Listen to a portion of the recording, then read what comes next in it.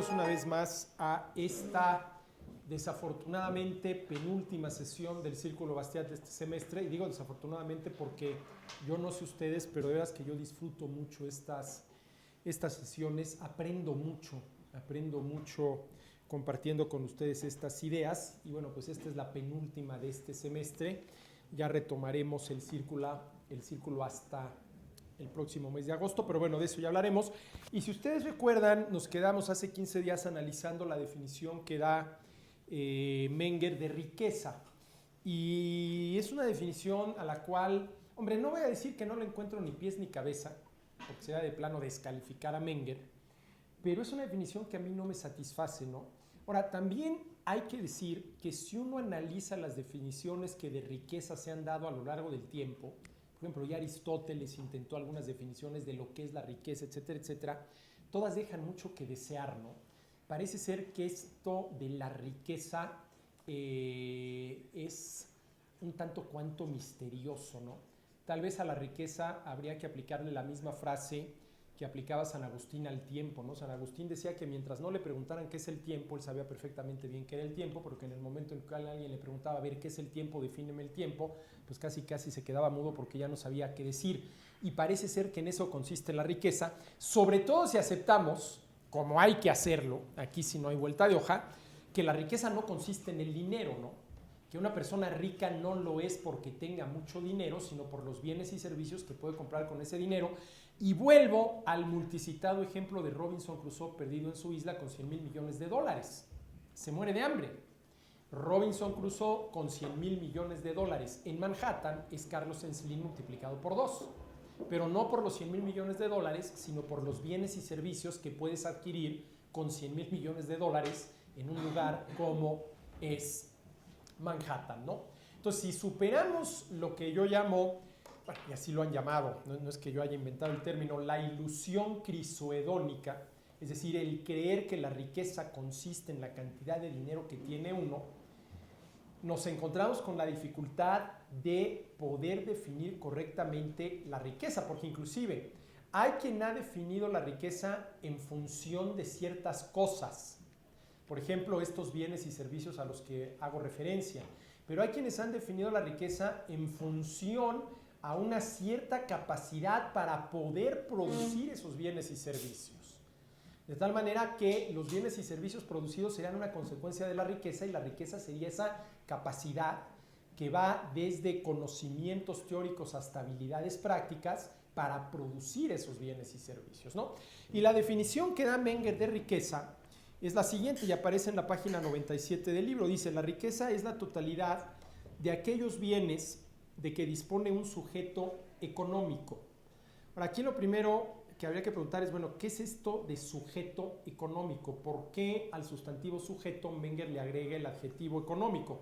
Bueno, pues yo no tengo otra manera de entender esto más que pensando que este sujeto económico al que se refiere Menger es un sujeto que se ve sujeto a las restricciones propias de la escasez y por lo tanto tiene que decidir, tiene que elegir, todo ello le supone generar un costo de oportunidad, etcétera, etcétera, etcétera.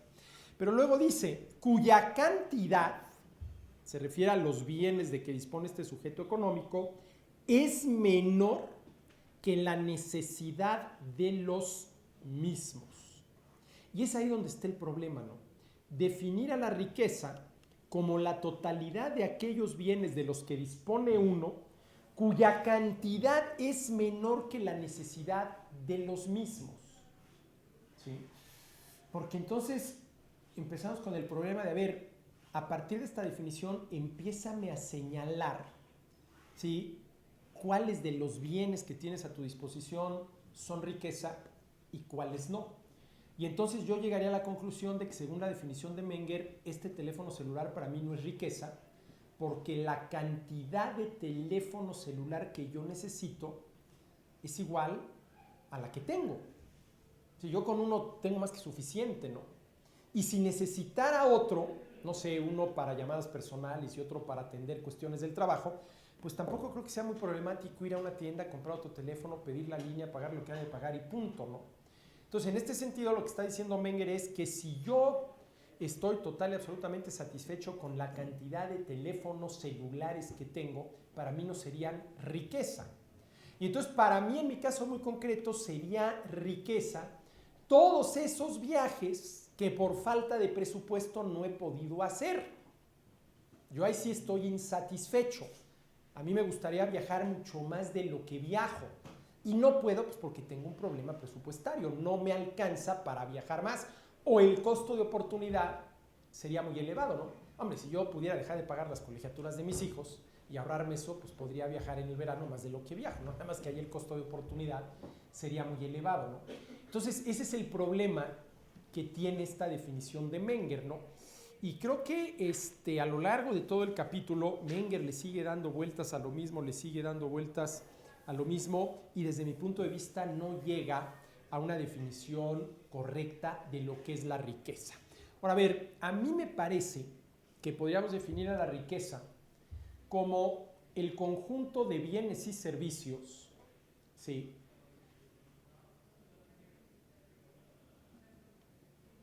producto de la naturaleza o del trabajo humano. No necesariamente tiene que ser producto del trabajo humano, puede ser también producto de la naturaleza, ¿sí?,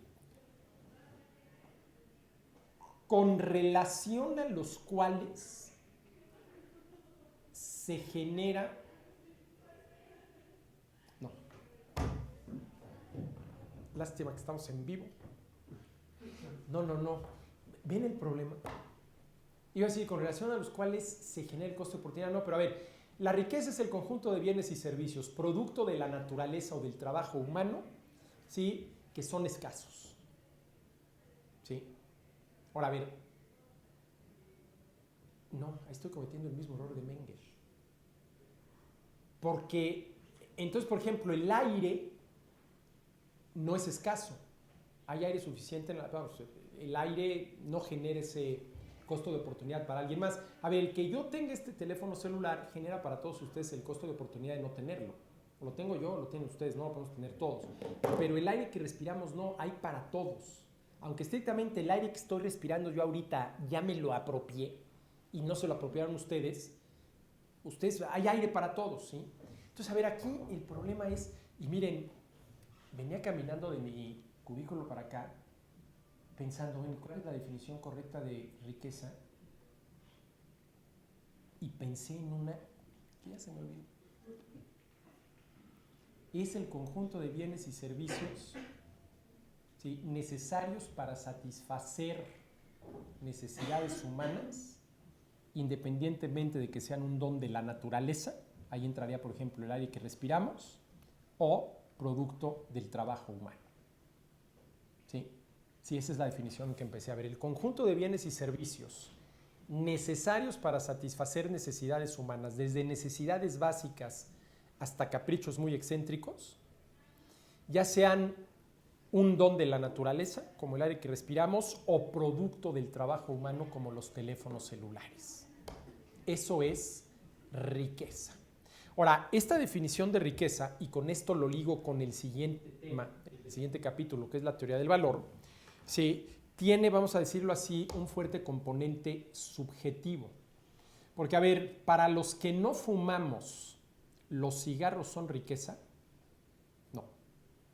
Porque si definimos la riqueza como el conjunto de bienes y servicios, ya sea producto del trabajo humano o un don de la naturaleza, con los cuales los seres humanos satisfacemos necesidades, desde básicas hasta caprichosas, para quienes no fumamos, los cigarros no representan riqueza. ¿Sí? Entonces, esta definición de riqueza tiene ese componente subjetivo. Lo que para mí es riqueza puede no serlo para ti. Por ejemplo, aquellos a quienes no les gusta leer, pues los libros no son riqueza. Aquellos a quienes nos gusta leer, los libros sí son riqueza, porque con la lectura satisfacemos una serie de necesidades que van desde la curiosidad, a ver si en alguno de estos libros se encuentra una definición satisfactoria de riqueza, hasta el simple gusto de leer una buena novela, ¿no? Hasta el simple gusto de leer una buena novela. Entonces, yo por lo pronto me quedaría con esta definición. Riqueza es todos los bienes y servicios ya sean producto del esfuerzo humano o un don de la naturaleza, con los cuales los seres humanos satisfacemos necesidades, desde las básicas hasta las más caprichosas, Pero esto quiere decir que si bien hay una definición objetiva de riqueza, que podría ser esta la definición objetiva de riqueza, si no hay absolutamente nada que objetivamente sea riqueza. Depende del sujeto que lo valore. Ahora, a ver, ¿cómo que no hay absolutamente nada que sea riqueza por su propia naturaleza? El aire. ¿Habrá alguien que no valore el aire que respira? No, ahí todos los seres humanos lo valoramos, ¿no? Entonces puede ser que efectivamente haya cosas como el aire que respiramos que sí son objetivamente riqueza. ¿Y qué sería aquello que objetivamente es riqueza? Pues todo aquello de lo cual el ser humano no puede prescindir, sin atentar en contra de su salud o sin atentar en contra de su vida. Por ejemplo, los alimentos. Si yo no me alimento, estoy atentando en contra de mi salud. Si insisto en no alimentarme, estoy atentando en contra de mi vida. Puedo morirme de hambre. Entonces, este hecho no quiere decir que sí hay algo que son los alimentos que objetivamente son riqueza. Sí. Ahora, lo que ya objetivamente no es riqueza son los chilaquiles o las enchiladas. Ahí sí ya depende del gusto de cada quien. Pero que al final de cuentas, si te quieres alimentar, tienes que comer tortilla, ya sea en forma de chilaquiles o ya sea en forma de enchiladas. Bueno, pues eso sí, ¿no? Ahora, fíjense, ¿se dan cuenta del problema esto de definir la riqueza? Porque, a ver, uno consideraría que el aire que respiramos es riqueza. Bueno, la respuesta sería depende de la definición de riqueza. Si por riqueza entendemos el conjunto de bienes, ahí entraría el aire y servicios, producto del trabajo humano o don de la naturaleza con los cuales satisfacemos nuestras necesidades, desde las básicas, como es respirar, hasta la más caprichosa, pues entonces el aire sí forma parte de la riqueza, ¿no? Ahora, si decimos que riqueza es nada más el conjunto de bienes y servicios con los cuales satisfacemos necesidades, producto del trabajo humano, entonces el aire ya no sería riqueza, ¿sí? Ahora, yo sí creo que el aire forma parte de la riqueza del ser humano. Sí, parto de la definición que acabo de dar, ¿no? Y yo por lo pronto, bueno, ahí dejaría este tema. Yo diría que riqueza es el conjunto de los bienes y servicios que pueden ser producto del trabajo humano o un don de la naturaleza con los cuales los seres humanos satisfacemos nuestras necesidades. Y ahora, yo creo que ahí podríamos distinguir dos grandes grupos de riqueza. Aquellos bienes y servicios que son riqueza por su propia naturaleza y son aquellos de los cuales el ser humano no puede prescindir sin atentar en contra de su salud o de su vida, como es el aire que respiramos o el alimento que comemos, y otros de los cuales se puede prescindir sin que estés atentando en contra de tu salud o en contra de tu vida, como puede ser el uso de estos teléfonos, ¿no? Es más, yo a veces pienso que el uso de estos teléfonos atentan en contra de tu salud. Hay veces en que dices, ¿sabes qué? Ya, el estar tan a la disposición de todos tampoco es bueno, ¿no? Tampoco es bueno. Y luego además si lo apagas y contestas se enojan. ¿Y por qué lo traes apagado? ¿Y a ti qué? Honestamente, a ti qué no. Pero bueno, ahí está el asunto, ¿sí? Entonces hay ciertos bienes y servicios que creo yo que objetivamente sí son riqueza y serían aquellos de los cuales no se puede prescindir sin atentar en contra de la salud y de la vida, y hay otros, como podría ser este separador, de los cuales se puede prescindir perfectamente bien sin atentar absolutamente en contra de nada, ¿sí? Yo puedo utilizar el separador, bueno, pues para tener claro en qué página me quedé, puedo memorizar la página en que me quedé o puedo simple y sencillamente doblar la hoja y hace exactamente lo mismo. Cualquiera de las tres formas no tiene mayor importancia, no estoy atentando en contra de. Ahora, en este sentido, podríamos considerar al dinero como riqueza en abstracto. Y hay un cuento de Borges, donde habla precisamente de esto, donde yo he encontrado la mejor definición del dinero que yo he encontrado es la que da Borges en ese cuento, lástima que no lo traje, donde dice Borges, entre otras cosas, que el dinero es tiempo futuro. Y uno dirá, bueno, ya ver, ¿y por qué el dinero es tiempo futuro? ¿Qué tiene que ver una cosa con la otra? Y lo que dice Borges es que tú, por ejemplo, con un billete de 200 pesos, lo puedes convertir en cualquier cosa cuyo precio sea 200 pesos. ¿Sí? En un platillo, en un libro, en un CD, en un DVD, no sé, en cualquier cosa cuyo precio sea 200 pesos. Entonces lo que decía Borges es que el dinero es futuros posibles o posibles futuros. En ese sentido, si bien es cierto que el dinero tiene una cierta actualidad de entrada del material sobre el cual está hecho el metal o el papel o el polímero en el cual está hecho el billete, más que esa actualidad, el dinero es potencialidad, ¿no? ¿Sí? El dinero se puede convertir en cualquier cosa que sea objeto de compraventa. Y en ese sentido podríamos pensar que el dinero es riqueza en abstracto. Riqueza en abstracto, por eso la importancia del dinero y por eso la confusión de creer que rica es la gente que tiene mucho dinero. Sí, siempre y cuando lo pueda utilizar para comprar bienes y servicios. Y en ese sentido, el dinero es riqueza en abstracto. Es con la poquita actualidad que tiene gracias a la materia en la cual está materializándose, pura potencialidad, ¿no? Pura potencialidad, ¿sí?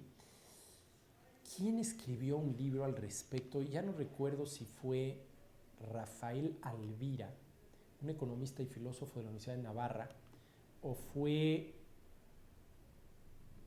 un economista de apellido Mathieu, que se llama precisamente Filosofía del Dinero, donde trata todas estas cosas. Interesantísimo, pero bueno, ya me estoy desviando. Sí, bueno, en el capítulo 3, Menger habla de la teoría del valor, y en la página 122 del libro, y me voy hasta ella, el capítulo empieza en la 102, pero en la página 122 él nos presenta en 5 puntos un resumen de lo que dice en torno al valor hasta este momento, y lo voy a leer y a comentar. Dice, la significación que los bienes tienen para nosotros, o dicho de otra manera, lo que los bienes significan para nosotros y que llamamos valor, es solamente una significación figurada o metafórica. En principio, lo único que tiene verdadera significación, lo único que tiene verdadero valor, es la satisfacción de nuestras necesidades. Ojo, fíjense qué interesante lo que está diciendo Menger. Lo que tiene valor no es el vaso de agua, es la capacidad del agua para quitarme la sed. Eso es lo que tiene valor.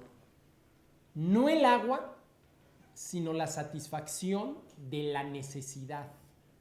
La satisfacción de la necesidad. Vuelvo a la pregunta que les he hecho ya un par de veces en las clases. Imagínense que una de estas mañanas amanecemos total y definitivamente satisfechos. ¿Volveríamos en tales condiciones de total y absoluta satisfacción, lo cual quiere decir satisfechas todas nuestras necesidades, desde la más básica hasta la más caprichosa y para siempre? En esa condición de total y absoluta satisfacción, ¿volveríamos a necesitar de algún satisfactor? ¿Volveríamos a necesitar de un vaso de agua? No, porque estar total y absolutamente satisfecho quiere decir, entre otras cosas, que no te vuelve a dar sed, que no te vuelves a ensuciar las manos y no necesitas agua para lavarte las manos. ¿Sí? Entonces, lo que está diciendo Menger de entrada es algo muy interesante. La significación que los bienes tienen para nosotros y que llamamos valor es solamente una significación figurada o metafórica. En principio, lo único que tiene significación, es decir, valor, es la satisfacción de nuestras necesidades, porque de ella depende de la satisfacción de las necesidades, la conservación de nuestra vida y nuestro bienestar. La conservación de nuestra vida y nuestro bienestar. A ver, aquí Menger está tratando dos puntos importantes. Lo que valoramos directamente es la satisfacción de la necesidad. Ahora, desde el momento en el cual necesitas de un satisfactor, el vaso de agua, para satisfacer esa necesidad, la sed, indirectamente estás valorando el agua. Valoramos el agua por la capacidad que tiene para satisfacer la sed. Es decir, de manera derivada, de manera indirecta, no directamente. Lo que realmente valoramos es la satisfacción de la necesidad. Dicho de otra manera, lo que nos preocupa, en lo cual nos va desde la salud hasta la vida, es la satisfacción de las necesidades. Ahora, pues necesitamos de los satisfactores, ¿no? Ahí sí no hay de otra. Ahí sí no hay de otra, ¿sí? Pero además, y abro un paréntesis, no recuerdo si Menger lo toca esto más adelante, Adam Smith hubiera dicho, la naturaleza con toda su sabiduría dispuso las cosas de tal manera, ¿sí?, que, por ejemplo, al comer no solamente satisfacemos la necesidad que tenemos de alimentarnos para sobrevivir, sino que también le damos, ahora sí literalmente, gusto al gusto. Y eso es algo muy interesante, ¿no? Eso es algo muy interesante porque generalmente la satisfacción de las necesidades va acompañada, ¿sí?, de un placer.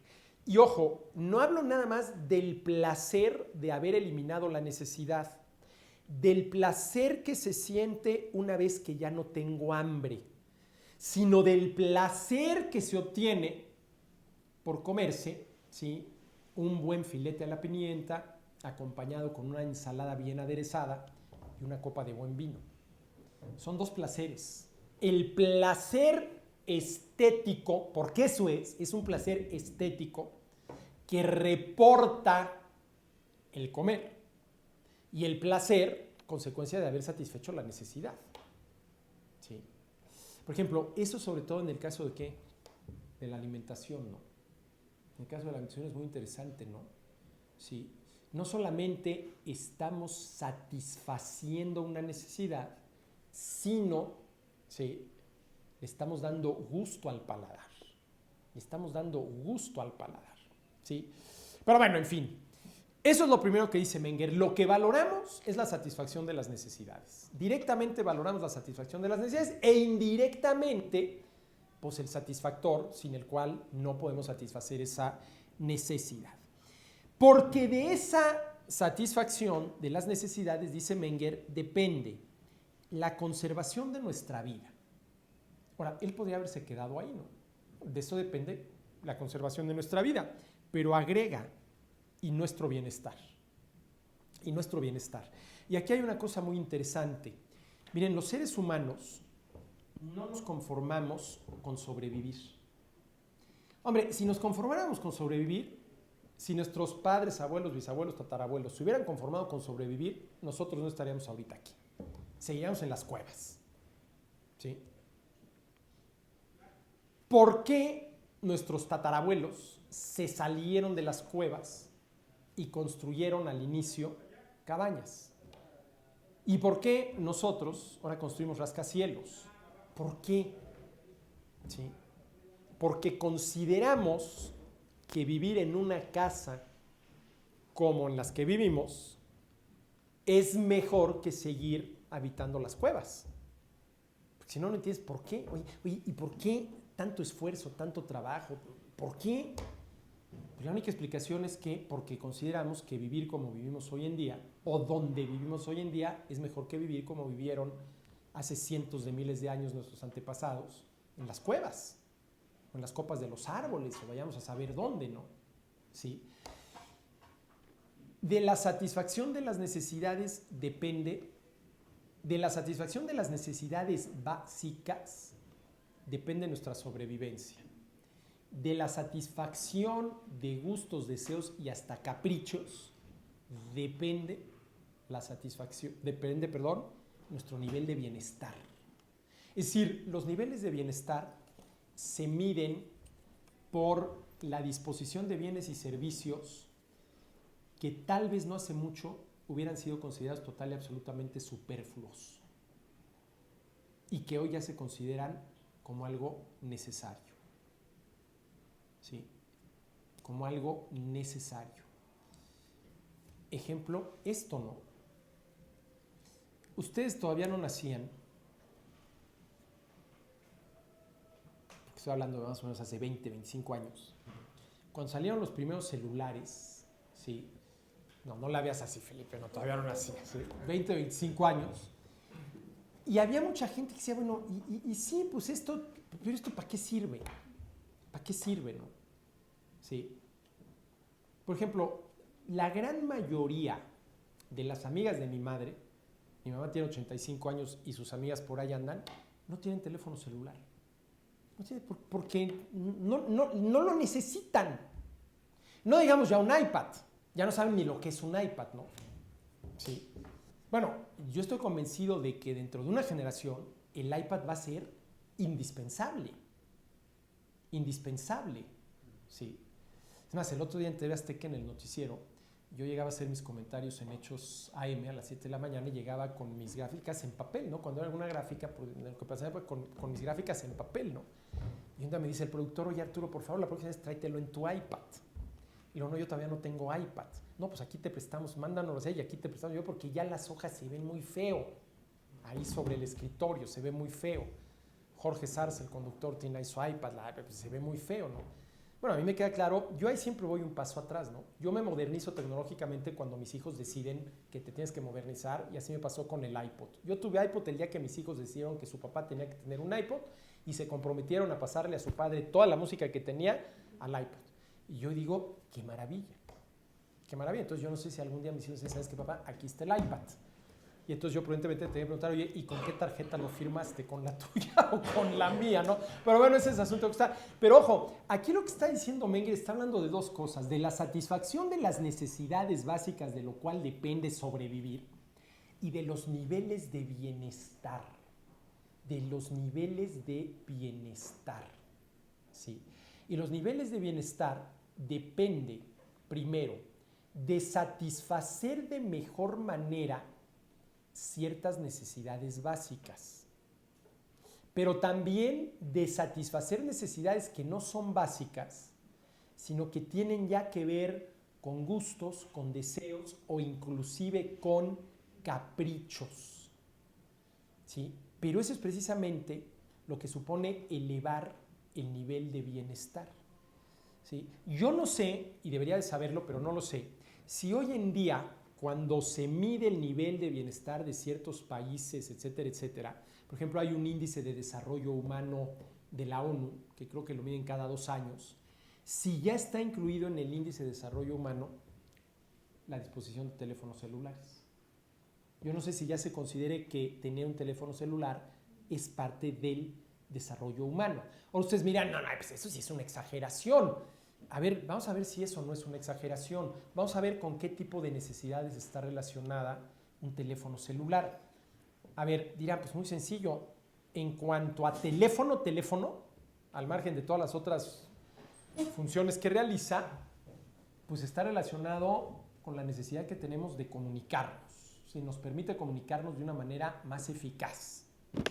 Y la pregunta es si la comunicación es una necesidad básica de la cual dependa la sobrevivencia del ser humano. ¿Sí? Y esto se ve clarísimamente en el ámbito de la economía. A ver, si yo como consumidor no pudiera comunicarme con quien me está ofreciendo algún bien o servicio que necesito, ¿qué me pasaría? No voy a poder satisfacer esa necesidad. ¿Sí?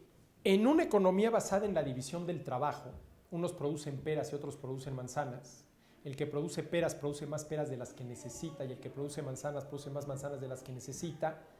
Y por eso intercambian peras por manzanas, ¿sí? El requisito de ese intercambio es la comunicación. A ver, si yo entro a una cafetería y no soy capaz de comunicarle al que vende el café qué café quiero, en qué condiciones la quiero, con leche deslactosada o normal, ¿sí? Y qué precio me va a cobrar, si no pudiera comunicar ni a señas, ¿cómo le hago? Fíjense, el intercambio entre oferentes y demandantes, antes que otra cosa, supone la comunicación. Y fíjense, Adam Smith, no en la teoría de los sentimientos morales, no en La riqueza de las naciones, sino en otros textos que escribió sobre cuestiones filosóficas y uno precisamente sobre retórica, que para decirlo rápido sería el arte de comunicarse y de convencer al otro, dice, ¿sí?, que el buen comerciante, antes que otra cosa, es un retórico, en el sentido de que es capaz de convencer al otro de las bondades del producto que le está ofreciendo. Pero más allá de que el buen comerciante, y no digamos el buen publicista, tiene que ser un retórico en ese sentido, comunicar eficazmente y convencer al otro, ya sea con palabras, con imágenes o con lo que sea, el acto de intercambio, en este sentido, dice David, es un acto de retórica. ¿Sí? Es un acto de retórica, porque tú tienes que utilizar toda tu retórica para tratar de convencerme de que yo te pague el mayor precio posible, pero yo tengo que usar toda mi retórica para ver si me lo dejas al menor precio posible, ¿no? Entonces, claro que la comunicación es una necesidad básica. Imagínense lo que sería nuestra vida si no pudiéramos comunicar. A ver, y que no pudiéramos comunicar no sería ni con la mirada, ¿no? Ni con la mirada, porque le perdíamos. No sé, no te puedes comunicar con los demás. ¿Sí? Hijo, sería una verdadera tragedia. Porque de entrada no podría haber, ya no habría más intercambios. Porque intercambiar supone que el consumidor le comunica al oferente lo que necesita y el oferente le comunica al consumidor en qué condiciones, por ejemplo, de precio está dispuesto a proveerlo. ¿Sí? Entonces aquí Menger está hablando de la conservación de nuestra vida y de nuestro bienestar. Y luego dice Menger, pero luego, y como lógica consecuencia, trasladamos esta significación o valor a aquellos bienes de los que sabemos que depende la satisfacción mencionada. Es decir, yo valoro el agua porque lo que valoro es la capacidad del agua para satisfacer mi sed. Para satisfacer mi sed.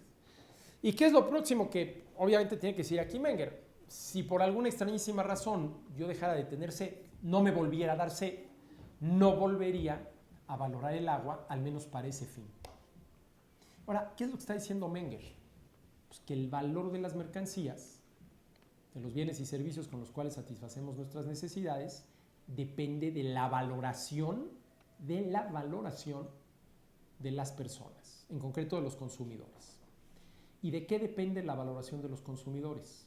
De las necesidades que los consumidores tengan, por lo cual el valor de las mercancías es subjetivo. Ahora, aquí tendríamos que tener muy claro la importancia que esto tuvo en su momento. Aquí tendríamos que tener muy claro que de Adam Smith, 1776, el año de la publicación de La riqueza de las naciones, a Carlos Marx, 1848, el año de la publicación del Manifiesto Comunista, pasando por David Ricardo, que David Ricardo es fascinante porque tuvo unos aciertos impresionantes en materia de teoría económica. Ahí está la teoría de las ventajas comparativas de David Ricardo, que para mí es la más importante de todas las teorías económicas, y sin embargo en otros sentidos sí cometió unos errores que dices, bueno, pero ¿cómo es posible que alguien tan inteligente que descubrió la teoría de las ventajas comparativas no se haya dado cuenta que esto, en lo relacionado a la teoría del valor, está equivocado? Pero a ver, aquí va yo, de Adam Smith a Carlos Marx. Sí, se defendió, se propuso, se enseñó la mal llamada teoría objetiva del valor. Y digo mal llamada porque lo que pretende ser objetiva no es la teoría, lo que pretende ser objetivo es el valor. Entonces, llamarla correctamente es la teoría del valor objetivo, pero hay muchos libros de historia del pensamiento económico que hablan de la teoría objetiva del valor, es no a ver si no se refieren a la objetividad de la teoría, sino a la objetividad del valor. Y lo que decían desde Adam Smith hasta Marx es que el valor de las mercancías es objetivo y que puede depender desde las cualidades que tenga una cosa para satisfacer una necesidad hasta la cantidad de trabajo que se necesitó para producir esa mercancía, que es el caso de Marx. Ahora, a ver, yo no entiendo cómo gente inteligente, sí, son estos economistas de los que estoy hablando, hayan cometido estos errores, ¿no? Hayan cometido estos errores de decir, bueno, a ver, espérame, ¿qué no se dan cuenta que esto no es así? ¿No pudieron haber apelado a su propia experiencia? ¿Sí? Porque yo estoy convencido de que Smith, Ricardo, Marx, sin duda alguna, para cada uno de ellos había algunas mercancías, de las muchas que ya en aquel entonces se ofrecían en los mercados, que no les interesaban, que no les llamaban la atención. Y entonces tendrían que haberse preguntado, bueno, a ver, yo estoy aquí defendiendo una teoría del valor objetivo de las mercancías. Si el valor de las mercancías fuera objetivo, no habría manera de que los consumidores pasaran indiferentes frente a ellas e inclusive les dieran la espalda, tal y como pasamos dándole la espalda e indiferentes a ellos frente a los cigarrillos quienes no fumamos. Si el valor de los cigarrillos como mercancías fuera objetivo, ahorita todo mundo en este salón, sí, estaría fumando y entre otras cosas jamás a nadie se le hubiera ocurrido prohibir fumar en cualquier lugar. Entonces, este es uno de esos enigmas en la historia del pensamiento económico. A ver, ¿cómo es posible que esta gente, recurriendo a una experiencia personal, no se hayan dado cuenta de esto? Ahora, claro, ¿cuál es el asunto aquí? Una cosa es la capacidad que tiene el agua para satisfacer la sed, capacidad que el agua siempre tendrá. Y otra cosa es que para alguien que no tiene sed, el agua, aún en esas condiciones, sin tener sed, tenga valor. Eso no es cierto. No hay que confundir las cualidades de las cosas para satisfacer una necesidad con la necesidad de una persona de ese satisfactor. Las medicinas. A ver, ¿alguno de ustedes ahorita tiene dolor de cabeza? Nadie. Qué bueno, todos estamos bien de la cabeza. Sí. Bueno, ¿eso qué quiere decir? Que pues ahorita ninguno de nosotros valora una aspirina. Lo cual no le quita a la aspirina las cualidades objetivas que tiene para quitar el dolor de cabeza. Cualidades objetivas que la aspirina tiene para quitar el dolor de cabeza que no hay que confundir con el valor como mercancía de la aspirina. Valor que depende de la necesidad que tiene alguien, necesidad que supone que le duele la cabeza y necesita la aspirina para quitárselo, ¿no? Sí. Ahora, claro, fíjense, dirán, bueno, ya entendimos lo que decían Marx, Ricardo, Smith, yéndome para atrás. Pero fíjense a los errores a los que condujo esta teoría del valor objetivo de las mercancías. ¿Sí? Lo que yo llamo el triple reduccionismo en el que cayó Carlos Marx. A ver, Carlos Marx lo que dijo es, el valor de las mercancías depende del trabajo humano incorporado en su producción. De tal manera que la fuente del valor de las mercancías es el trabajo humano.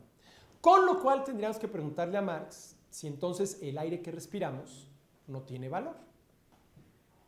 Ahora, claro, el aire que respiramos no es una mercancía. De entrada no tiene precio, y no tiene precio porque no es un bien económico, sino un bien libre, ¿no? Pero bueno. Pero lo que dijo Marx fue todavía más allá. Dijo, no solamente que el trabajo humano sea la fuente del valor, sino que además es la medida del valor. A más trabajo incorporado en la producción de una mercancía, más valor tiene. Con lo cual quisiera yo pensar que una de las mercancías más valiosas en el mundo tendrían que ser las pirámides de Egipto, ¿no? ¿Sí? Keops, Efren y Miquerinos, porque pues son vaya que tienen trabajo humano incorporado, ¿no? Sí. Ahora, hasta donde yo sé, pues no creo que haya mucha gente queriendo comprar las pirámides de Egipto y llevárselas a su casa, ¿no? Pero eso es lo que decía Marx, ¿sí? Ahora, este error, ¿a qué condujo a Marx? A lo que yo llamo el triple reduccionismo. A ver, ¿qué es lo que dijo Marx? Primer reduccionismo. El precio, claro, ojo, él hablaba del valor y ahí confundía valor con precio, ¿sí? Que esto también es algo que debemos de tener muy claro. Una cosa es el costo, otra cosa es el precio y otra cosa es el valor, ¿sí? De las mercancías. Y en hablando del costo tenemos que hablar del costo de producción, del costo de transacción o del costo de oportunidad, pero en fin, esa es harina de otro costal. ¿Qué es lo que decía Marx? Decía, lo voy a traducir para decirlo correctamente, porque donde Marx dice valor, lo que quería decir era precio. Dice, a ver, el precio de las mercancías está determinado por el lado de la oferta. ¿Sí? Primer reduccionismo. ¿Por qué? Porque si el precio de la mercancía está determinado solo y exclusivamente por el lado de la oferta, los consumidores comprarían a cualquier precio.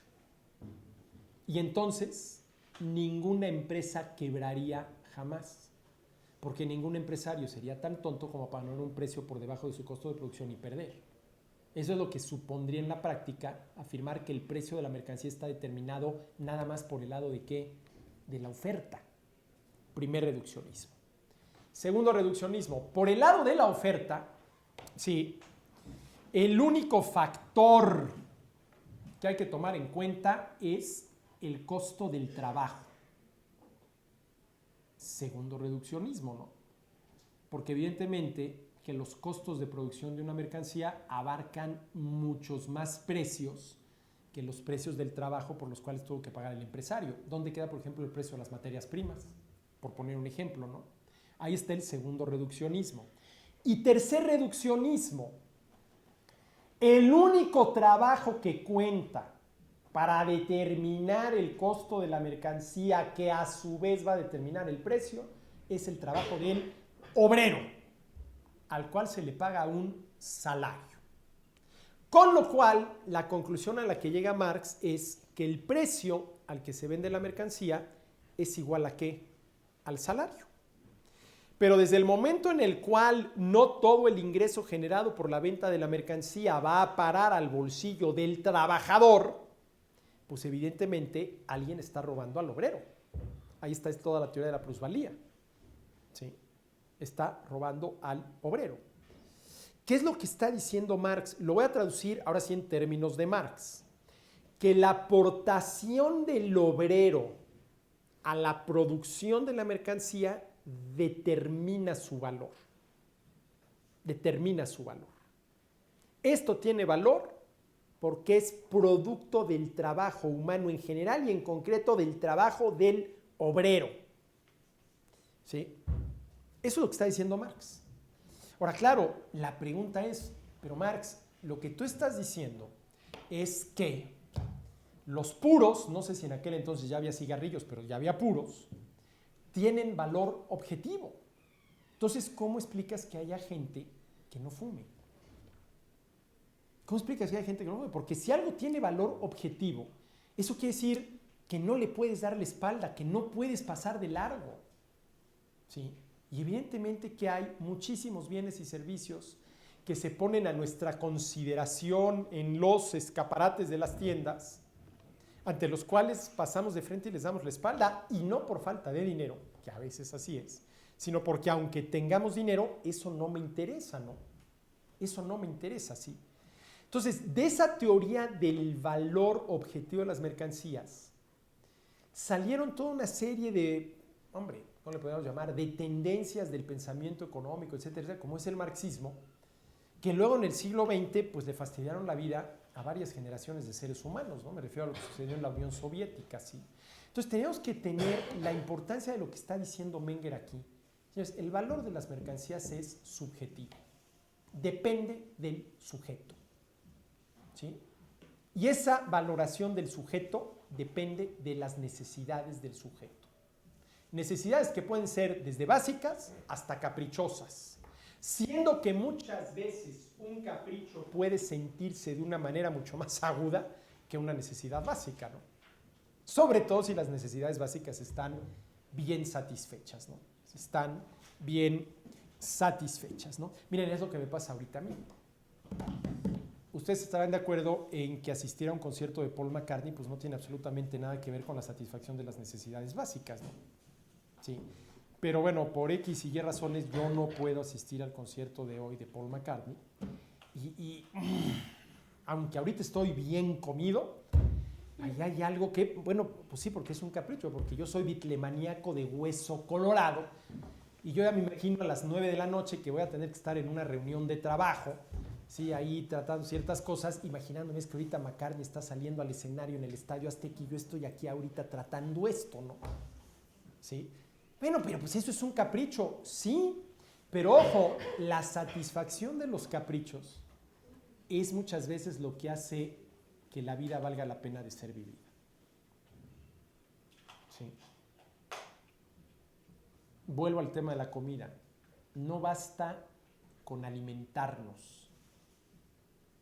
Además, lo que queremos es disfrutar la comida. Lo necesario es una determinada cantidad de vitaminas, proteínas, minerales. Eso es lo necesario. Lo caprichoso es, ¿sí?, un fettuccine con cualquier cantidad de mariscos. Eso ya es un capricho. Pero satisfacer ese capricho es lo que le da sentido a la vida, ¿no? Esto de la comida, ustedes dirán, seguramente es por la hora, ¿no? Estas horas no piensan más que en comida, pero es un buen ejemplo. El mundo de la comida para entender estos asuntos es muy interesante, ¿no? Porque si fuera suficiente con alimentarnos, pues con que a cada quien le dieran de dar una pastillita, es más, echa la medida a ver qué te falta de... No sé si se puede hacer hoy en día, pero te sacan una gotita de sangre, la analizan 3 segundos bajo una pared y ahí mismo te sale una pastillita con todos los vitaminas, minerales, proteínas que necesitas y ya te la tomas y estás perfectamente bien. Pues sí, pero aquello, sí, frente a una torta ahogada como las hacen en Guadalajara, pues sabes que, aunque luego me tengan que sacar sangre a ver si no, pues que por ahí una salmonelosis terrible, pues preferimos las tortas ahogadas, ¿no? Preferimos las tortas ahogadas. Bueno, eso es lo primero que dice. Repito rápidamente, la significación que los bienes tienen para nosotros y que llamamos valor es solamente una significación figurada o metafórica. En principio, lo único que tiene significación es la satisfacción de nuestras necesidades, porque de ella depende la conservación de nuestra vida y nuestro bienestar. Pero luego, y con lógica consecuencia, trasladamos esta significación o valor a aquellos bienes de los que sabemos que depende la satisfacción mencionada. Valoramos el agua por la capacidad que tiene para satisfacer una necesidad, pero es ahí en la necesidad del sujeto donde se origina la valoración del agua. 2. La magnitud de la significación, a ver, en este primer punto habló del origen del valor. Del valor, ojo, de los satisfactores, no del valor en sentido moral, no del valor moral que pueda tener una buena acción, no del valor en el sentido de la valentía que tuvo el soldado en la batalla, que por esta o aquella acción salvó de la derrota a su ejército, sino estamos hablando del valor de los satisfactores, del valor que tiene un vaso de agua, del valor que tiene un par de zapatos, del valor que tiene una aspirina, del valor de los satisfactores, ¿sí? Entonces, en este primer punto habla del origen del valor. Ese es un tema. Otro es la medida del valor. Dice, la magnitud de la significación que tiene para nosotros la satisfacción de las diversas necesidades, ¿sí?, es desigual y la medida de la misma se halla en el grado de su importancia para la conservación de nuestra vida y de nuestro bienestar. Es decir, en el primer punto, Menger responde a la pregunta por el origen del valor de los satisfactores. Y el origen del valor de los satisfactores es la valoración, ¿sí?, de la gente, que dependerá de la necesidad que tenga esa gente.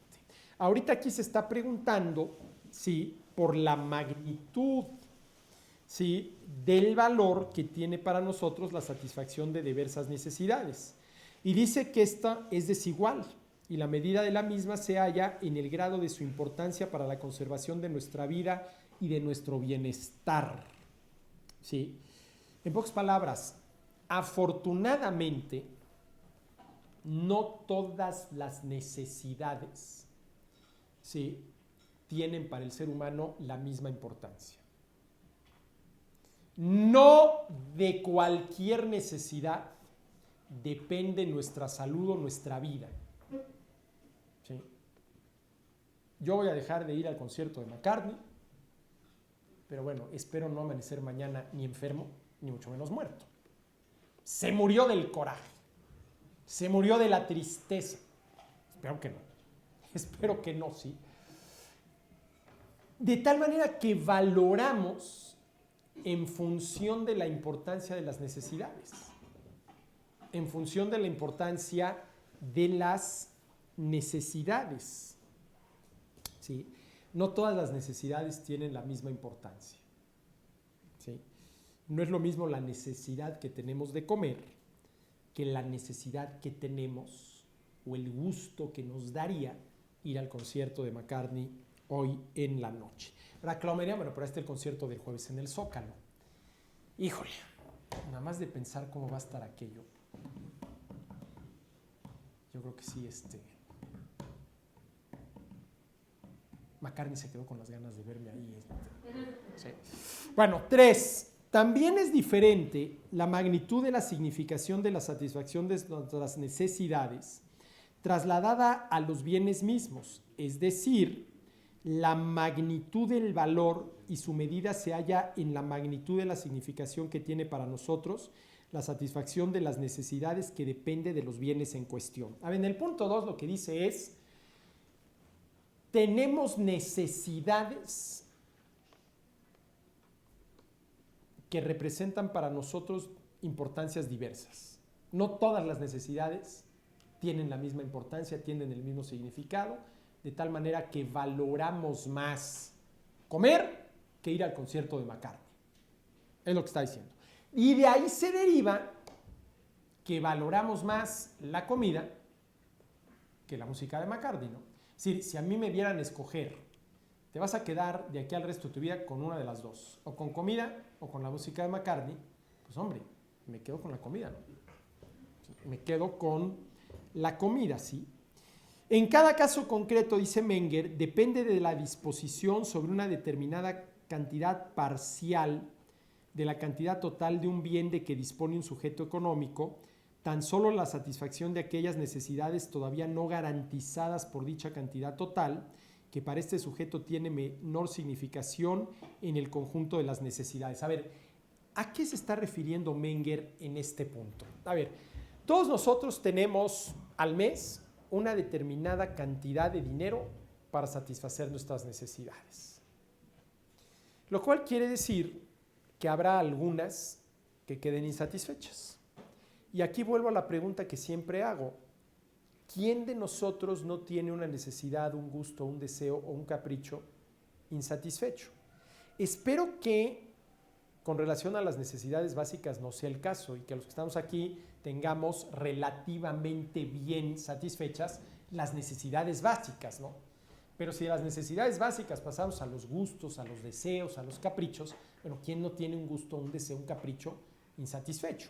¿Sí? Insatisfecho, ¿sí? Ahora, ¿qué es lo que está diciendo Menger aquí? Pues algo bastante lógico, aunque muchas veces no se acaba de entender y luego por eso mucha gente se mete en unos problemas financieros que luego ya no saben cómo salir de ellos. A ver, ¿cuánto tengo? ¿Sí? ¿Y cuáles son mis necesidades? Jerarquizar perfectamente bien esas necesidades, ¿sí? Y decir, ¿para cuánto me alcanza? A ver, con lo que cuento de 10 necesidades me alcanza para satisfacer 7. ¿Cuáles son las 7 que voy a satisfacer? Pues las más urgentes. ¿Y cuáles son las que voy a dejar insatisfechas? Aquellas que no me representan ningún problema para mi salud o mi vida, como sería ir al concierto de McCartney, ¿sí? Etcétera, etcétera, ¿sí? Eso es lo que está diciendo Menger. A ver, ahora, aquí hay una cosa interesante, miren, y esto no lo dice Adam Smith tal cual, pero la idea la tomé de él. Adam Smith decía que a veces él hablaba de la naturaleza y a veces hablaba de Dios, ¿no? Allí sí, habría que ver si es la naturaleza o Dios, pero usa indistintamente, habla de la naturaleza, inclusive lo pone con mayúscula, nature, y luego habla de God, habla de Dios. Pero lo que dice es que al final de cuentas parece ser que la naturaleza o Dios planearon las cosas de tal manera que al final de cuentas, ¿sí?, la existencia del ser humano en este mundo no resulta tan dramática como hubiera resultado en otras condiciones. Esta es una idea que Smith tiene. No dice que no sea problemática, no dice que no haya que trabajar, no dice que todo nos va a caer del cielo, no dice eso. Pero lo que dice es que bien analizadas las cosas, al final de cuentas, la naturaleza diseñó este mundo de tal manera que la vida del ser humano no tiene por qué ser una tragedia en este planeta. Por más que para muchos seres humanos, desafortunadamente, sí lo sea. Y déjenme ponerles dos ejemplos relacionados con esto. A ver, imaginemos que Smith, Ricardo y Marx tenían razón y que efectivamente las mercancías, todos los satisfactores que se nos ofrecen en el mercado, tienen un valor objetivo. Bueno, si eso fuera así, el problema de la escasez que enfrentamos se multiplicaría por n. Porque si el valor de las mercancías fuera objetivo, eso querría decir que todos nosotros querríamos absolutamente todo lo que se nos ofrece en el mercado. Y entonces el problema de la escasez sería mucho mayor del que ya es. El grado de insatisfacción que padeceríamos sería mucho mayor del que padecemos. ¿Sí? Porque, a ver, yo no estoy satisfecho con lo que viajo. Me gustaría viajar mucho más de lo que viajo.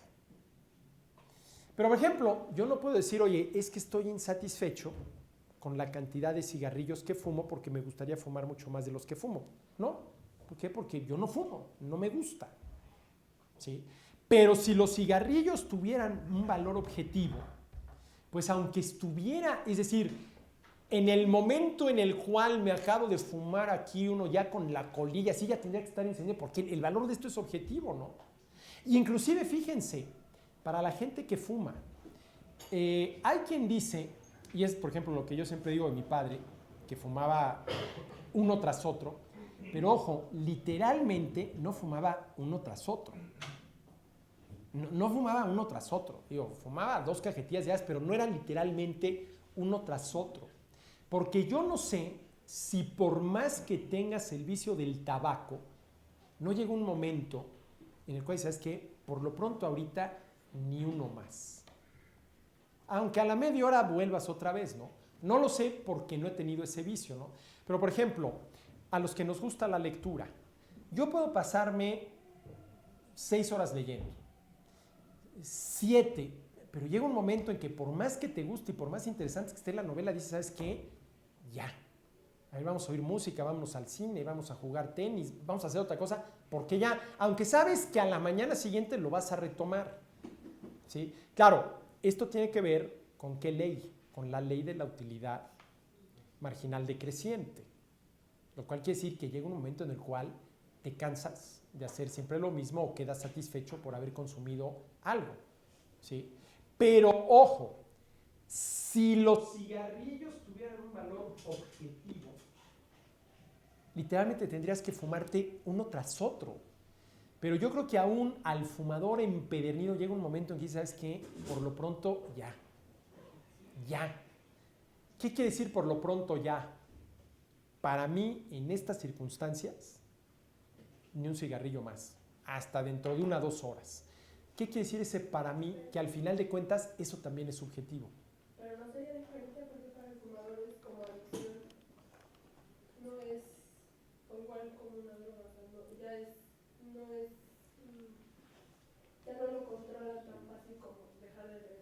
Sí. Ahora, a ver, mira, yo siempre he dicho que mi relación con los libros es como la del alcohólico con la copa. Y esto lo menciono porque no sé, a ver, qué tan fácil controlo yo a los libros o hasta qué punto los libros me controlan a mí. Y lo digo muy en serio, ¿eh? Y por eso yo he dicho es que mi relación con los libros es como la del alcohólico con la copa. Pero claro, ahí tienes tu razón, pero a lo que veo es a lo siguiente. Una persona que está enviciadísima con el tabaco, que literalmente es el cigarrillo el que la controla a ella. Ella ya no tiene ningún control. Aún en ese caso, ¿no llegará un momento en que esta persona diga, ¿sabes qué? Por hoy hasta aquí. Porque ya tengo la boca, no sé cómo se te va a poner la boca, o ya tengo los ojos así por el humo, o ya la ropa me huele asqueroso de tanto tabaco. A lo que voy es que aún para una persona enviciada, si aquello tuviera un valor objetivo, no podría dejar, no, tendría que ser uno tras otro. ¿Sí? Ahora, a ver, se me hace que estoy tratando de convencerlos de algo que no hace falta convencerlos, porque creo que está muy claro que el valor de las mercancías de los satisfactores es subjetivo, ¿no? Depende de cada uno de nosotros, ¿sí? Ahora, a ver, ¿por qué empecé yo a hablar de todo esto? ¿De qué estaba yo hablando? De lo que decía Adam Smith, de que Adam Smith decía que la naturaleza dispuso las cosas de tal manera que la existencia del ser humano en este planeta no tiene por qué ser, sí, una tragedia total y absoluta, por más que a veces haya episodios muy trágicos, ¿no? Y por ejemplo dice, no son los ejemplos que él usa, pero por ahí va. ¿Por qué tenemos que agradecer a la ley de la utilidad marginal decreciente? ¿Por qué hay que agradecer que la naturaleza o Dios haya dispuesto que sí somos capaces de satisfacer, si no definitivamente, por lo menos sí totalmente nuestras necesidades? A ver, después de una buena comilona, uno queda totalmente satisfecho. No queda definitivamente satisfecho porque tarde o temprano te vuelve a dar hambre y hay que volver a comer. Pero por lo pronto, ahorita quedé totalmente satisfecho. Ni un bocado más. Ni un bocado más. Imagínense que en vez de que la utilidad marginal estuviera sujeta a una ley de rendimientos decrecientes, estuviera sujeta a una ley de rendimientos crecientes. ¿Qué querría decir eso? Que conforme vas comiendo más tacos al pastor, te va dando cada vez más hambre. Eso sí sería doblemente drástico. ¿Por qué doblemente drástico? A ver, ¿dónde está la parte drástica? A ver, no, espérate. Trágica de ir a comer tacos al pastor. Hay que pagar por ellos. Hay que pagar por ellos. Ahí está la parte trágica del asunto, ¿no? Hay que pagar por ellos. Pero ¿cuál es la parte no trágica del asunto? Que tarde o temprano vas a quedar satisfecho. Cada quien tiene su límite, ¿no? Cada quien tiene su límite, ¿no? Pero tarde o temprano vas a quedar satisfecho. Gracias a la ley de la utilidad marginal decreciente que dice que, aplicada al caso, conforme vas comiendo más tacos al pastor, la necesidad va siendo cada vez menor, razón por la cual valoras cada vez menos un taco adicional hasta que llega un momento en el cual dices, ¿sabes qué? Ya ni regalado. Ya ni regalado. Te lo subsidio, te doy el taco y además te pago. Ya ni subsidiado, porque voy a acabar con una congestión en el hospital. Eso es a lo que se refería Adam Smith. ¿Sí? Eso es a lo que se refería Adam Smith. Otro tema relacionado con las necesidades, en esta idea smithiana,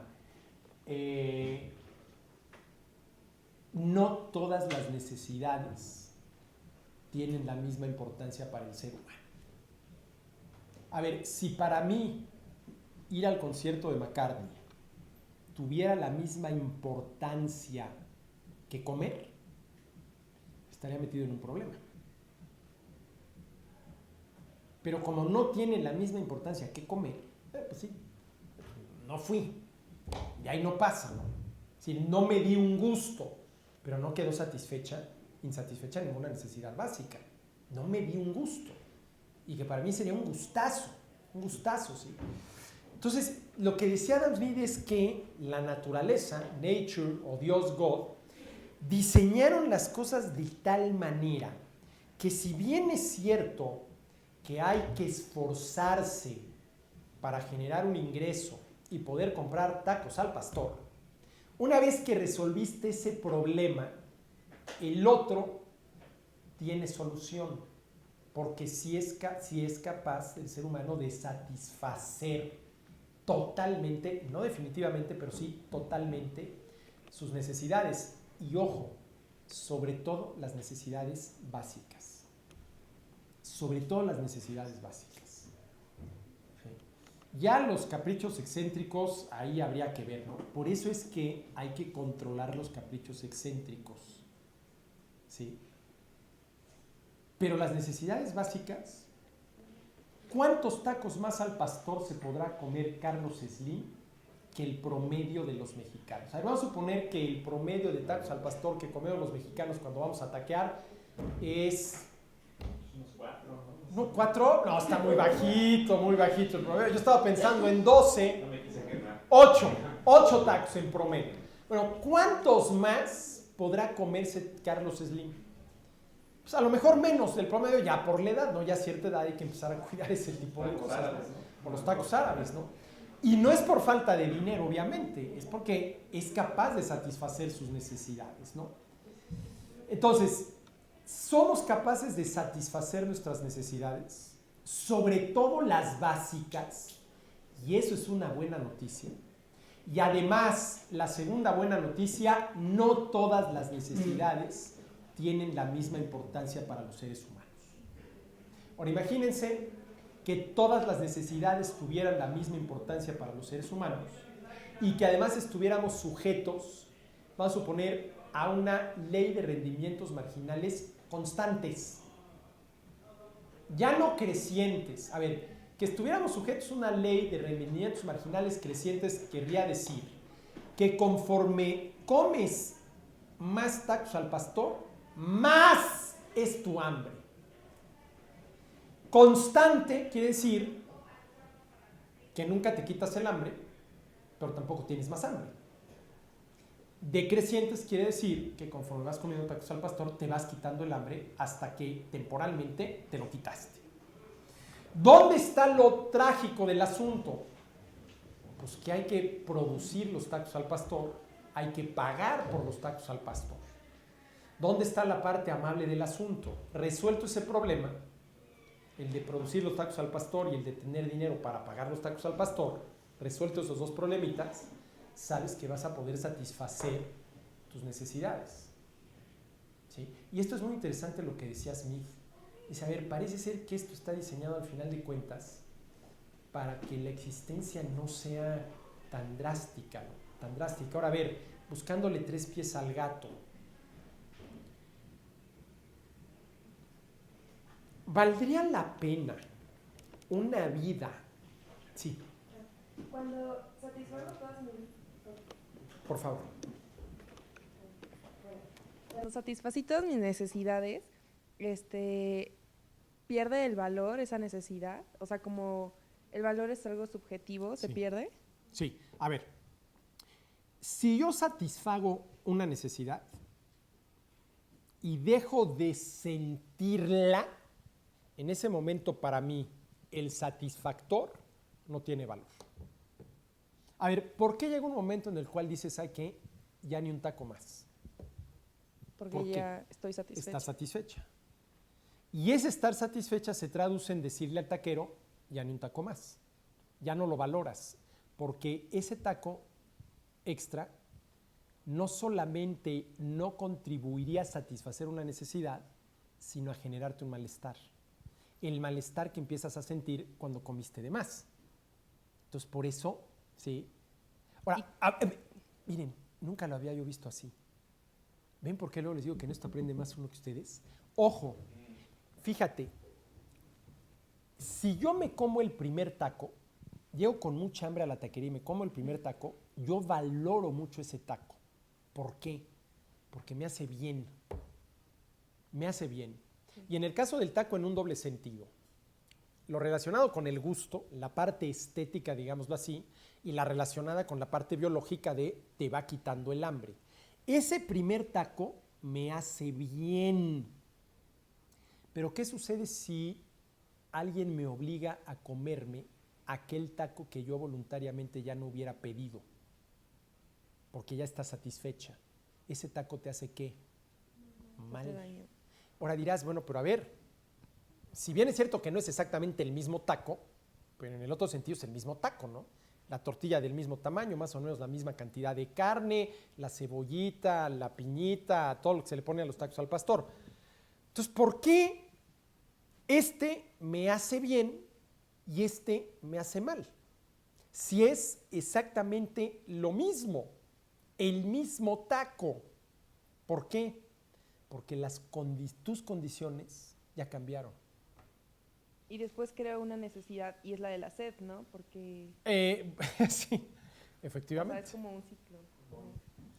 Sí, ahora a ver, bueno, ahí está todo el tema este de si se crean o no se crean necesidades, que es muy interesante. Pero bueno, lo que dicen, ¿no? Que en el cine le echan mucha sal a las palomitas para que más a palomitas tengas que volver a salir a comprar refresco, ¿no? Pero ojo, independientemente de que se creen o no se creen necesidades y que le echen más sal a las palomitas para venderte más refresco, sí, al final de cuentas, creada o no creada, de manera artificial o natural, tienes una necesidad que satisfacer. Sí. No, ya no. Sí, pero a ver bien, yo nunca lo había visto así. El primer taco te causa bien.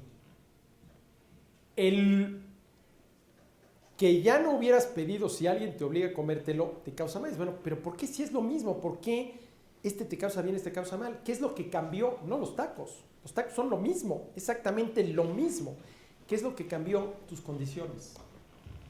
Creo que en esto vemos clarísimamente que todo esto depende de las condiciones del sujeto. Depende de las condiciones del sujeto. Sí. Y es precisamente lo que está diciendo Menger, ¿no? Es precisamente lo que está diciendo Menger, ¿sí? Ahora, para terminar, lo que dice Menger es lo siguiente. Dice, a ver, ¿de qué depende el valor de un satisfactor? ¿De la valoración de una persona? Valoración que a su vez depende de la necesidad que tenga esa persona. Valoramos lo que satisface nuestras necesidades. ¿Cuál es el primer elemento indispensable para que se dé toda esta cadena de relaciones causales? La necesidad. Si no hay una necesidad, no. Ahora, a ver, ¿y qué pasa con aquella persona que satisfecha la sed, de todas maneras va a comprar garrafones de agua para tenerlos en su casa? No, ¿qué está haciendo? Previendo que mañana... Porque, a ver, aquí tenemos que ser muy realistas, ¿no? Lo que yo digo, ¿cómo ejemplifico yo lo que podríamos llamar la tragedia de la economía? No le estamos dando la última cucharada al postre del día de hoy cuando ya hay que empezar a pensar en la sopa de mañana. Oye, pero espérame tantito, si apenas estamos en el postre, déjame acabar de disfrutar el postre y luego empezamos a pensar mañana. Bueno, sí, pero el que yo haya quedado hoy totalmente satisfecho no quiere decir que yo no sepa, y además lo sé por experiencia, que al rato me vuelve a dar hambre. Entonces, por eso digo que la tragedia de este asunto es que no acabamos de darle la última cucharada al postre de hoy, aunque Felipe se ponga así como diciendo qué tragedia, cuando ya tenemos que empezar a pensar en la sopa de mañana. ¿Sí? A ver, yo quiero pensar que todos nosotros ahorita en el refrigerador de nuestra casa hay mucho más satisfactores de los que necesitamos para satisfacer las necesidades de hoy. ¿Sí o no? Sí, ¿por qué? Pues porque prevemos, ¿no? ¿Sí? Es decir, si los yogures tienen fecha de caducidad 19 de mayo, pues de una vez cuando vas al súper más o menos sabes cuántos yogures se consumen diario en casa, y si la caducidad es el 19 de mayo, pues a ver si me puedo ahorrar una ida al supermercado y te llevas 25 yogures, ¿sí? Que caducan el 19 de mayo, para lo cual falta todavía más de una semana, ¿no? ¿sí? Más de una semana, ¿sí? El valor de las mercancías depende de la valoración de los sujetos y esta depende de las necesidades. La fuente del valor de las mercancías es la valoración del sujeto. La medida del valor de las mercancías, ¿sí? Depende de la medida de la valoración de los sujetos, lo cual depende de qué tan grave sea la necesidad que se está, espero no sonar demasiado drástico, pero al final de cuentas es lo que sucede con las necesidades, padeciendo. Valoramos lo que necesitamos, valoramos más lo que más necesitamos. Eso es lo que está diciendo. Ahora fíjense, sí, Ana. ¿Y qué pasa si dos personas tienen la misma necesidad igual, pero uno tiene para pagarla y el otro no? ¿No cambia ahí la valoración? Mira, yo no creo que cambie la valoración, cambia la posibilidad de satisfacer la necesidad. Ahora mira, tú acabas de señalar pues, la tragedia económica de fondo. No basta con tener... Bien, lo que voy a decir suena bastante raro, pero pensemos un poco. No basta con tener una necesidad para que la necesidad se satisfaga. Porque si así fuera, no tendríamos necesidad. Es decir, bastaría con que empezaras a sentir sed para que se te quitara la sed. Pues no. ¿Tienes sed? Pues órale, a buscar agua. Hombre, la típica película de los que están huyendo por el desierto y ya no les queda más que media cantimplora de agua para 15 personas y o encuentran agua o se mueren. ¿Sí? Ahora, claro, esa es una de las características de las necesidades. Que tienes que trabajar para satisfacerlas, ¿no? Que tienes que trabajar para satisfacerlas. Ahora, hay una cosa muy interesante. Vamos a suponer la sed. Vamos a suponer que tú y yo ahorita, suponiendo que esto se pudiera medir objetivamente, tenemos exactamente la misma sed. Pero solamente tú eres, fíjate, ladies first, eres capaz de satisfacer esa necesidad. ¿Sí? ¿Qué sucede? Que si esto se pudiera medir objetivamente, tu necesidad y tu valoración a lo mejor alcanzarían en una escala de 0 a 100, 5, muy poquito. Si yo no la puedo satisfacer inmediatamente, ¿eso qué quiere decir? Porque hay otra cosa con las necesidades. Las necesidades, sobre todo las básicas, van aumentando. A ver, ¿qué quiero decir? Si yo tengo sed y no satisfago rápidamente esa necesidad, me va dando más sed, me va dando más hambre, me va dando más sueño, me voy cansando más. Ahora dirán, oye, pues creo que Adam Smith estaba equivocado porque ahí está claramente, esto es trágico. Esto es trágico, ¿sí? Porque quiere decir que en una de esas te me mueres, o de hambre, o de sed, o de sueño, o de cansancio, lo cual puede ser, ¿sí? Claro, pero ¿qué es lo que diría Adam Smith? Pero una vez que cuentas con los satisfactores, aquello lo puedes llegar a satisfacer totalmente. Pero entonces, si yo no soy capaz de satisfacer mi sed tan rápido como tú ya lo hiciste, ¿qué sucede? Que como mi necesidad va a ir aumentando y voy a ir sintiendo cada vez más la sed, mi valoración por el agua va a ¿qué? Aumentar cada vez más. Cada vez más. ¿Qué es lo que está diciendo Menger? La magnitud de la valoración depende de la magnitud de la necesidad. No es lo mismo la sed que le puede dar a un maestro después de haber dado una clase de hora y media, a la sed que puede tener una persona que lleva 3 días al rayo del sol sin beber agua. ¿Sí? Entonces, en ese sentido, la valoración va aumentando. Ahora, miren, hay una cosa muy, muy interesante, claro, que esto va en contra de lo que decía Adam Smith. A ver, yo tengo el capricho, el gusto, el deseo de ir a escuchar a McCartney. No lo voy a satisfacer, al menos no esta ocasión. Eso quiere decir que esa insatisfacción de ese gusto insatisfecho va a ir aumentando, ¿no? ¿No? No, yo sí, lástima que no pude ir, punto. Pero si yo ahorita tengo sed y no puedo satisfacer esa necesidad, dentro de 3 horas mi sed va a ser mayor, mañana va a ser mucho mayor, va a ser mucho mayor. ¿Sí? Ahora, eso tiene que ver precisamente con las necesidades básicas. Ahora, tal vez Adam sí diría, oye, qué bueno que eso es así, porque ahí te está, la misma naturaleza te está mandando una señal de que tienes que satisfacer esa necesidad o te mueres. Claro, yo diría, bueno, ¿y por qué la naturaleza o Dios no diseñó las cosas de tal manera que no tuviéramos esas necesidades? Y aquí vuelvo ya para terminar con esta pregunta. A ver, ¿valdría la pena una vida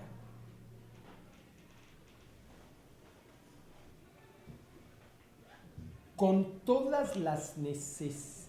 A ver, no es ser más drástico. ¿Valdría la pena vivir una vida sin necesidades? Mira, sin necesidades básicas, pues sí. Ya caprichos, eso sí vamos, porque qué padre. No, pero a ver, ¿valdría la pena vivir una vida sin... Sí, ¿valdría la pena vivir una vida en la cual uno no tuviera que trabajar de entrada para comer? Si a mí me preguntan, yo diría que esa vida no valdría la pena de ser vivida. Porque eso es precisamente lo que le da sustancia a la vida. Y ojo, hay una cosa muy interesante. Si nosotros tuviéramos, por obra y gracia de la naturaleza o de Dios, llámenlo ustedes como quieran, total y definitivamente satisfechas por lo menos nuestras necesidades básicas, eso querría decir que quien diseñó esto nos considera tan terriblemente inútiles que hay que satisfacer. Hombre, es lo que sucede con un niño recién nacido. Si a un niño recién nacido, sus papás o quien sea no le resuelven esos problemas, se muere, porque el niño recién nacido es totalmente inútil. Ahora, ¿qué sucede? Que precisamente este ir madurando, creciendo, etcétera, etcétera, tiene que ver con irnos haciendo cargo de nosotros mismos. Pero no hacernos cargos de nosotros mismos en algo tan trivial como puede ser conseguir o no conseguir un boleto para ir a McCartney, al Azteca, sino lo que tiene que ver realmente con la satisfacción de las necesidades básicas de las cuales depende nuestra sobrevivencia. Miren, el ejemplo que yo siempre pongo, porque me cae muy gordo, gordísimo, es el príncipe Carlos de Inglaterra, ¿sí? Ex de Lady Di. ¿Alguna vez este personaje se habrá despertado con taquicardia y sudando frío a las 5 de la mañana, sabiendo que o se para rápido a trabajar para generar un ingreso o no tiene con qué darle de comer a sus hijos? Pues no, evidentemente que no. Lo que yo siempre he dicho, la Revolución Francesa se quedó inconclusa. No nada más eran la cabeza de Luis XVI y María Antonieta, había muchas otras más que pasar por la guillotina. Pero a ver, yo me pregunto, bueno, una vida así, ahora a lo mejor sería, no hombre, yo ya quisiera, ¿dónde firmo? Pero a ver, pensémoslo. Miren, de la misma manera que para fortalecer un músculo hay que ejercitarlo contra una resistencia, para fortalecer el carácter, el espíritu, hay que fortalecerlo en contra de esas resistencias. Y esas resistencias son esos problemas que la vida nos va poniendo. Yo no digo que hay que meterse piedritas en el zapato para ir ahí sufriendo. Ya la vida se encargará de ponernos rocas en el camino. Y entonces a ver cómo le hacemos para quitarlas, ¿no? Sí. Porque a ver, ahora ya, bueno, ¿y en el paraíso cómo era el asunto? Eso es interesante, ¿no? En el paraíso, suponiendo que haya existido esa condición paradisíaca, Adán y Eva tenían necesidades. Y si las tenían que desde producir los tacos al pastor hasta generar un ingreso para poder comprarlos, o ya estaban ahí servidos los tacos al pastor como está servido hoy en día el aire. Pues no lo sé, ¿no? Pero lo que sí creo es que esa vida paradisíaca bien pensada sería una vida sin sustancia, ¿no? Sería una vida sin sustancia, sin retos, pero retos que valgan la pena, ¿no? Retos en los cuales esté involucrado algo que realmente valga la pena, ¿sí? Pues bueno, yo no sé si esto es como el paraíso, pero hay unas tortas, ¿sí? Nos vemos aquí dentro de 15 días. Gracias.